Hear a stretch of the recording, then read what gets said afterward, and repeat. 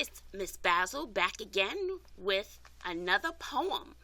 Poetry can be difficult for some people, but if you change your thinking, you can change your life when it comes to poetry and understanding the underlying meanings to any poem. And if you can break down poetry, you can break down anything else. I'm not talking about boxes and stuff, but a poem, okay, or an article.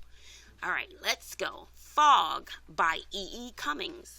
So if we're using TP Cast, the first thing I think about, we need to annotate and what can we predict about the title. So when I look at this title, Fog, it really doesn't give much information that I can pull from, but I do know with fog, something is unclear. I'm going to put unknown because when there's heavy fog, when I think about fog, it's hard to see ahead. Hard to see ahead of you. So maybe this poem has something to do about something that's unclear, unknown, maybe even confusion. So before I even go on, I want to think about what I've written and have it digest and process in my head. So, okay, I'm thinking fog. Okay, so now I'm going to move on. You can also number the lines of the poem. And if you're taking a test that's on a computer, number the lines of your paper. So you can have a blank sheet of paper and you can number your paper. Therefore, you know which lines you're breaking down. So the fog comes. Okay, that sounds pretty simple. The fog arrives. I'm going to change the word. The fog arrives on little cat feet. And when I think of cat feet, I think of quiet. Quiet. Can you hear a cat sneak up on you? No, you turn around. They trying to take your breath away or something. So, little cat feet. So, the fog comes quietly. Like a ninja at night. The fog comes quietly. It sits looking over the harbor and the city.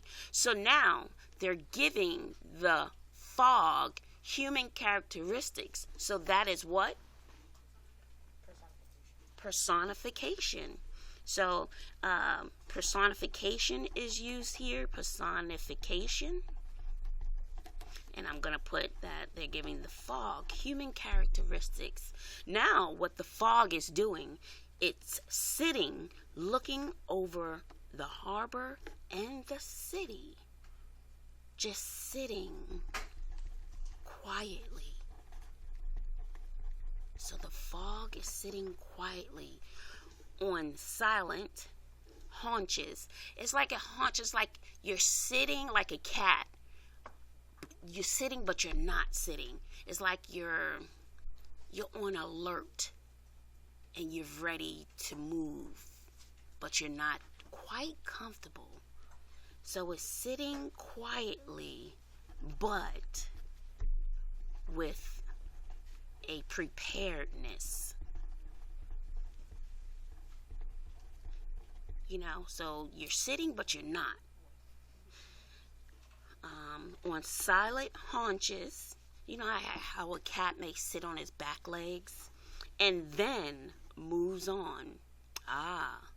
The fog moves on. So this is actually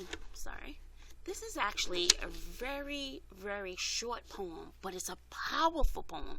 So I'm going to start with my notes. So the fog arrives quietly as it sits looking over the city.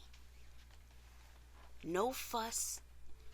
It's just sitting on its haunches silently. And then it moves on. No fuss. But while that fog is there, it makes a statement. I'm here, but I'm going to move on. So the tone for this poem for me is the silent little cat feet, meaning no trouble to me. And then it moves on. And the theme or the message, the life message theme that I get from that is that when you are troubled or when there are problems, remember, they will not last forever, because this too shall pass. The hard times won't stay there forever. This too shall pass. Pain will not last forever. This too shall pass. So no matter what you're going through, remember, light will always come in the morning. So hang on and stay positive, because this too shall pass.